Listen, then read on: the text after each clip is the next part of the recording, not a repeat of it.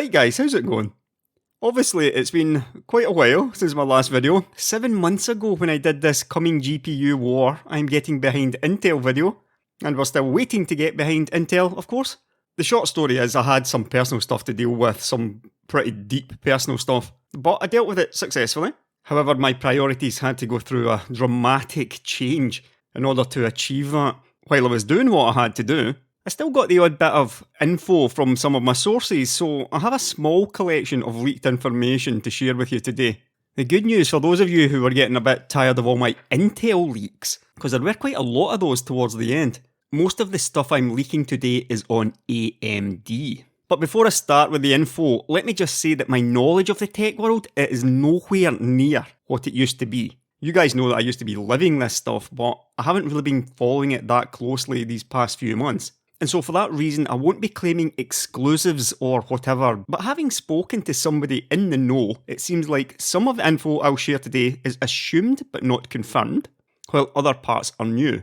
I have some pretty technical information which I'll need to be careful with, for obvious reasons, and there is also a little curiosity which I'll discuss at the end. But first up is this long-awaited confirmation that AMD's MI300 will be an APU. That is, their first generation Instinct APU, with Zen 4 CPU cores, a CDNA3 GPU, and shared HBM, which I have been told is HBM3. And now, all of this has of course been rumoured for quite some time, but you can now consider it absolute fact, as this is an internal AMD confidential slide from earlier this year. Now, of interest to one of my closest tech confidants was that the designs were all due to tape out by the end of the month, which I believe was either February or March, with first silicon hitting the labs in Q3. My source believed that this was perhaps a 3 to 4 month delay based on earlier information that they had. But there you have it, MI300, it is a Zen 4 CPU, CDNA3 GPU and HBM, combined into AMD's first Instinct APU. Like I said, that wouldn't be a surprise to anyone, but I believe it's the first actual confirmation from AMD themselves. Now, next up is this slide which I got last January on AMD's Epic Server CPU roadmap. Everything on the left here is what we already know. Naples on 14nm, that was Zen 1. Rome and Milan on 7nm were Zen 2 and Zen 3 respectively. On the right side we have the upcoming Zen 4 Genoa and Zen 4C Bergamo, which will both be on TSMC's 5nm. And then finally Turin, the long rumoured next gen, which you can now consider official, as this is again an internal AMD slide. Now, we already knew that Genoa and Bergamo would share the same SP5 socket, but what will be news to most of you is that Genoa and Bergamo will also share the same SP6 socket as Turin, which will also work in SP5, perhaps with a BIOS update, I don't know. And this SP6 is an interesting addition, which I'll talk a bit more about later. Now for this next slide, and I admit I'm only adding this one as a sort of told you so, I was made aware of something called Genoa Dense, which clearly had 128 cores per socket. And as you know, Genoa tops out at 96 cores, 192 threads. And it was Bergamo, the Zen 4C die, which went to 128. And the most likely answer here is Genoa Dense is simply Bergamo. However, the point here that I'm trying to make is that AMD engineers are still actually calling it Genoa. And you remember that old Intel slide that I showed you with them discussing this 128 core Genoa?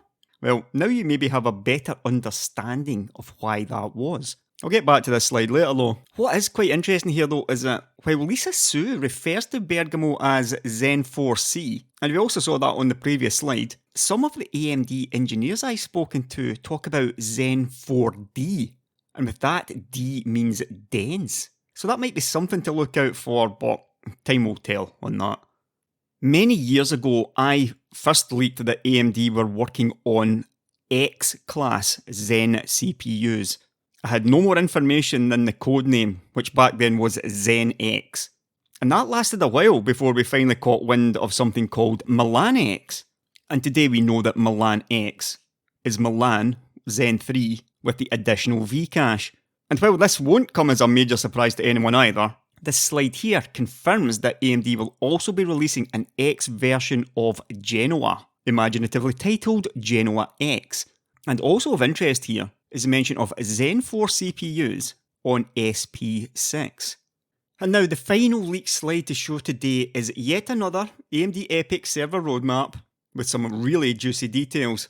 I guess that's why it's labelled Super NDA instead of just NDA. And this final slide should help to clarify what AMD's server plans are for the next year or so. And we'll just start with the known stuff down at the bottom here, Milan and Milan X. We can see that AMD has differentiated those with large L3, which is of course the additional V-cache. And we can also see that Milan X entered production probably about February this year.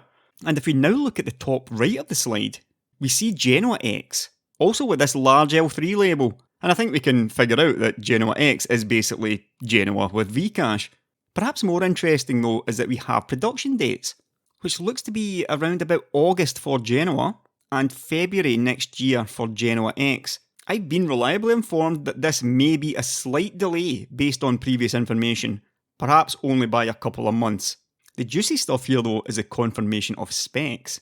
We already knew that Genoa was 96 cores and 12-channel DDR5, but now we have confirmation of the exact number of PCIe lanes and CXL lanes, which is up to 160 lanes of PCIe Gen 5 and 64 CLX version 1.1 Plus.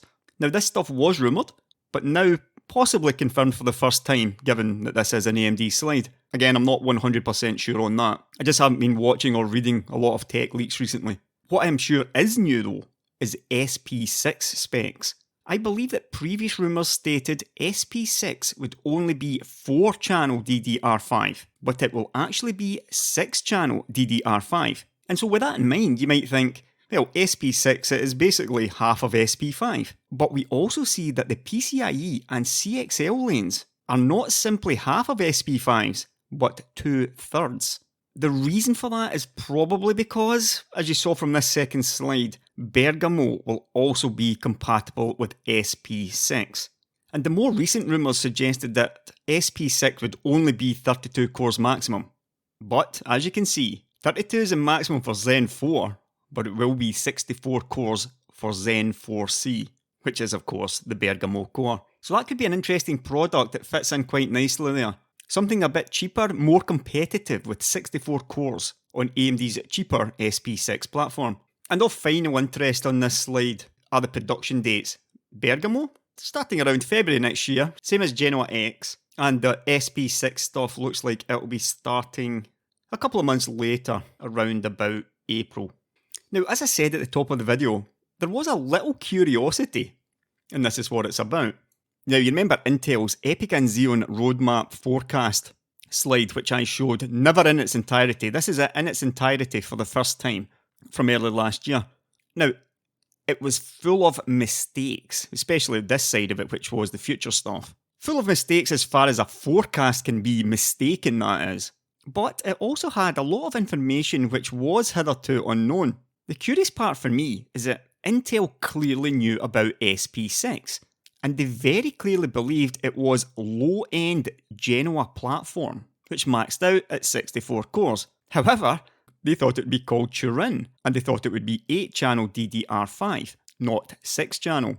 And you also recall this same slide talking about Genoa SP5 with 128 cores. So it's interesting to see that they clearly had some information about AMD's plans, and they've tried to piece together the puzzle, and they've done so with varying degrees of success. But as it is, today we pretty much know exactly what AMD's server plans are, thanks mostly to this slide. While it's highly unlikely that anything that you see on this slide will change, due to the nature of roadmaps, don't sue me if it does. And so now to end this comeback video with some technical details on Genoa, Bergamo and Turin. Genoa and Bergamo actually have the same I/O die, even though Bergamo has a higher core count, and the tape out of Bergamo is complete. Both Genoa and Bergamo have DMA engines, similar to Intel's Sapphire Rapids, and that's going to be useful for large memory copy operations. They both support AVX 512, but it's not a pure 512-bit engine. It converts to 256 bits by load store, but the operation is done in 512-bit, requiring one or more clock cycles. The performance was said to be around 90% of Intel's. With Turin, however, it will be full AVX 512. That is a single clock at 512 bits wide.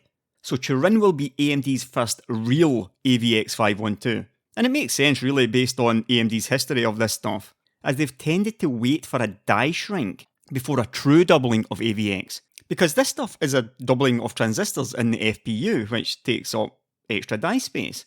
But right, I'm done with this one. I am a very, very busy man these days, with 15 hours of Swedish lessons on top. Och jag kan nu prata lite svenska.